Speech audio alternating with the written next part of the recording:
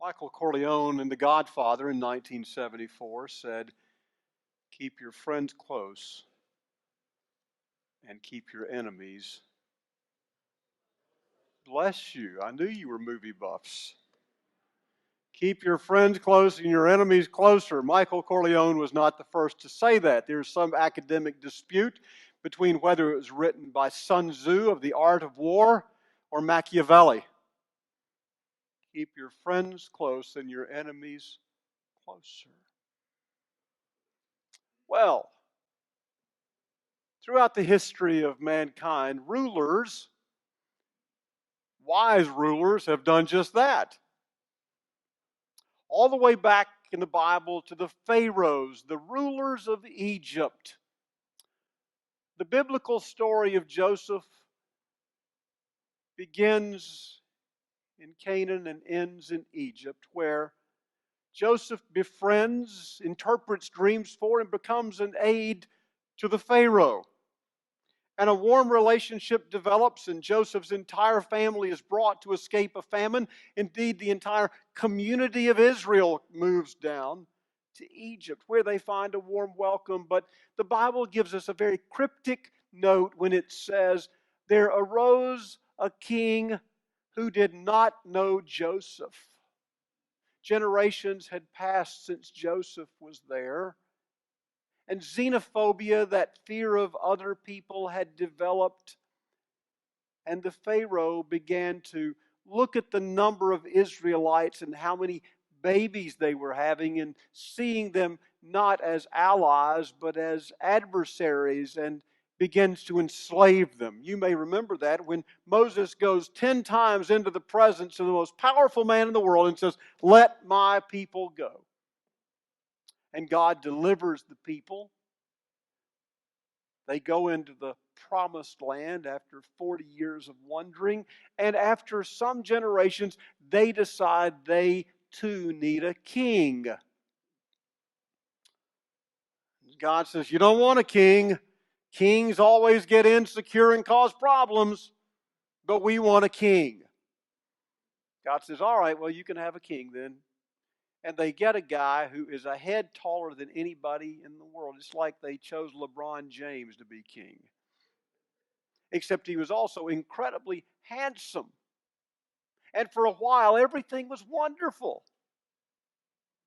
But then that insecurity, keep your friends close and your enemies closer. A young man named David, the Bible tells us, his music had soothed Saul's troubled soul. And his energy, his vitality, his courage had destroyed the biggest, tallest enemy the people had.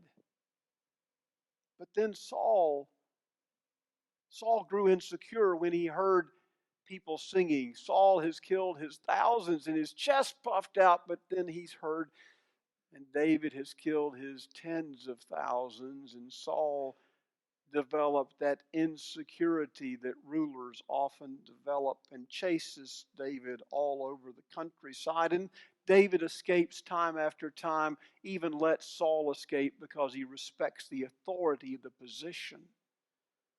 But the time comes when Saul dies and David becomes the king, and everything's wonderful until David's insecurities. An old king,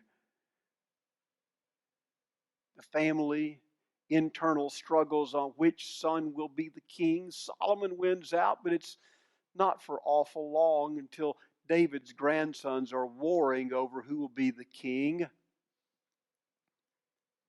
And over a period of a couple of centuries, the kingdom is once again enslaved by another insecure ruler.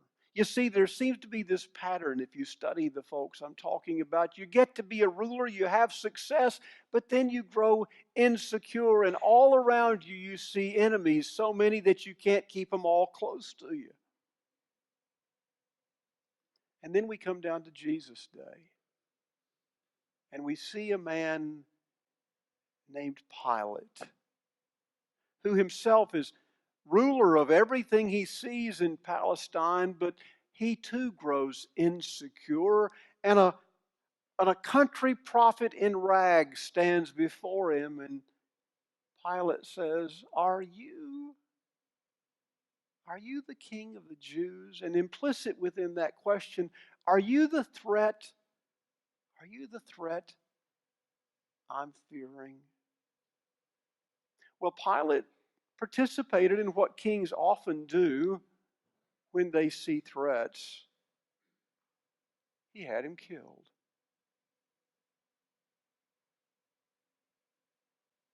Keep your friends close and your enemies closer.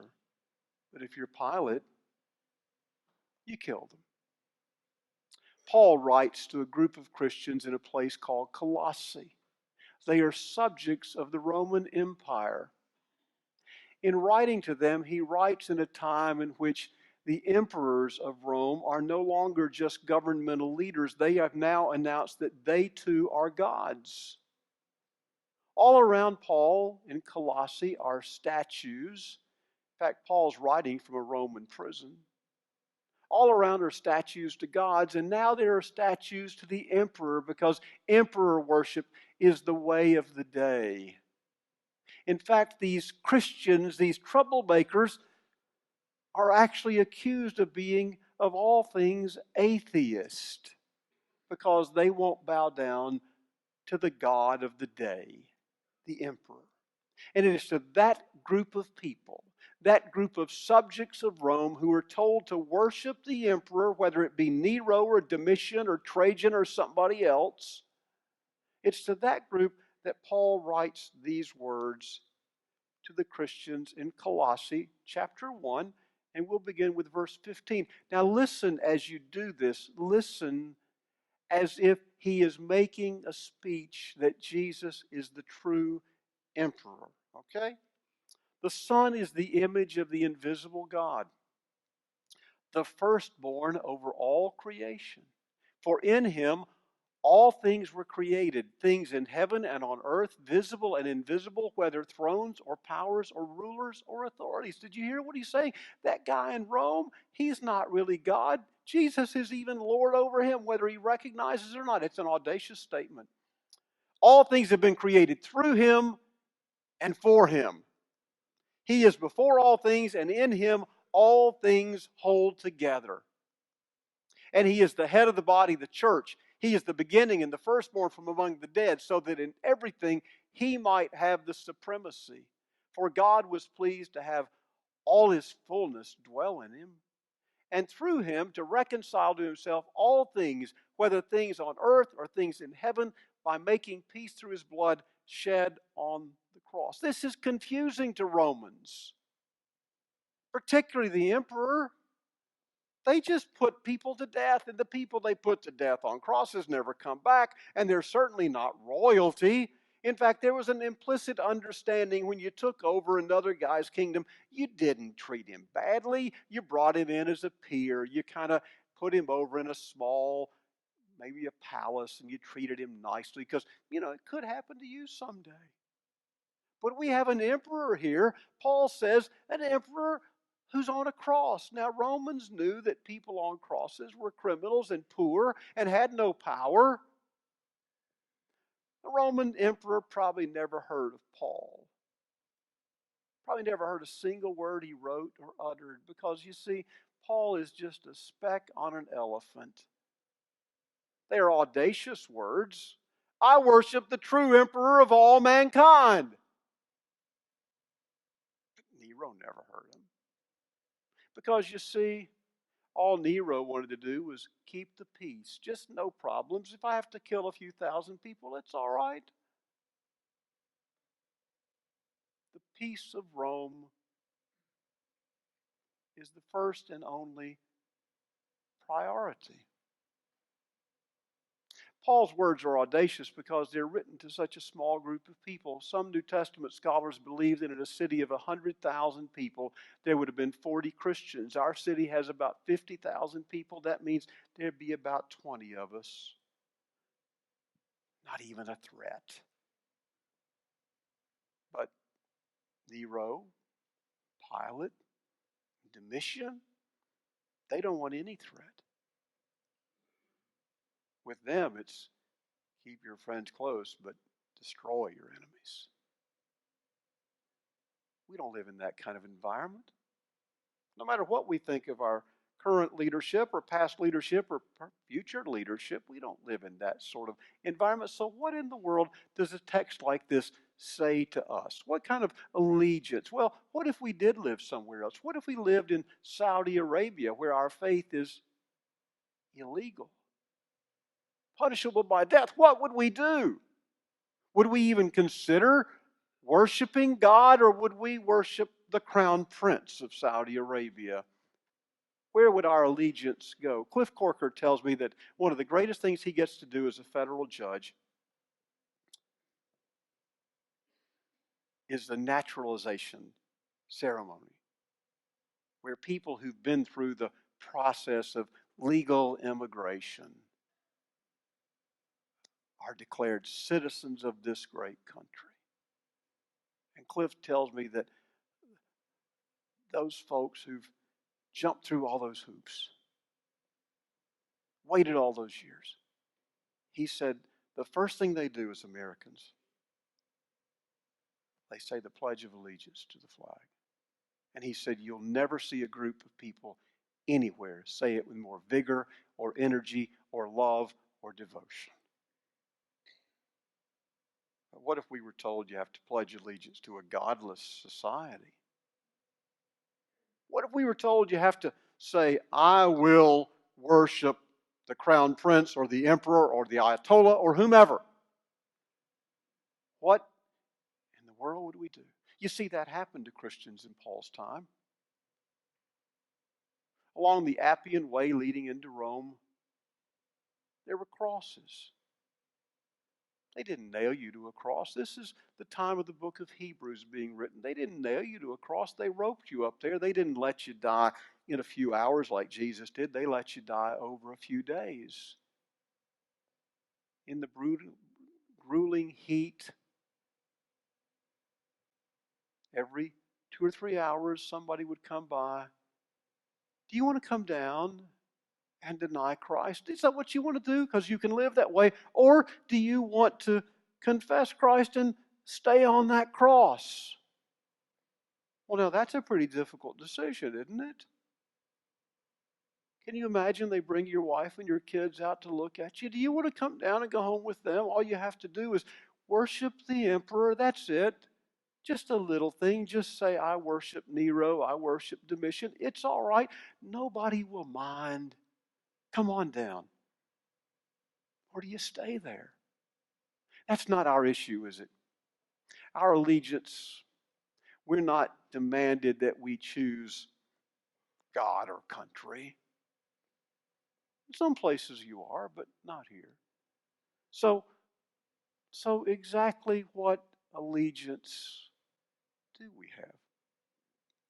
It strikes me that our allegiance is not whether we like the president or the Congress. It's the values we choose to live according to. Are the values I choose, are the values to which I pledge allegiance, are the things to which I give my time and energy and money, are these things that honor God or honor me? I read a question the other day. It said you have to choose one of two ways to live. There are two kinds of people in the world, this author said. There are those who make the world a better place for everyone. And there are those who make a better place for themselves in the world as it is. I want you to hear that again. Two kinds of people. Those who make the world a better place for everyone, and those who make a better place for themselves in the world as it is. It strikes me that the emperors of Rome, being worshipped as gods, chose to make the world a better place for themselves. But Jesus and his follower Paul chose to make the world a better place for everybody. You see, at the end of the day, it's not whether I pledge allegiance to a nation or a flag or anything like that. It's whether I pledge allegiance to God or to me. And in those ancient days in Colossae, Paul's writing to a group of people who may face that decision. And he's saying, your real emperor, it's not that guy in Rome. It's not the one who can kill you. It's not the one who could kill him. It's the one whose values, whose life, whose blood, whose gift of life will let you live forever. Let's pray.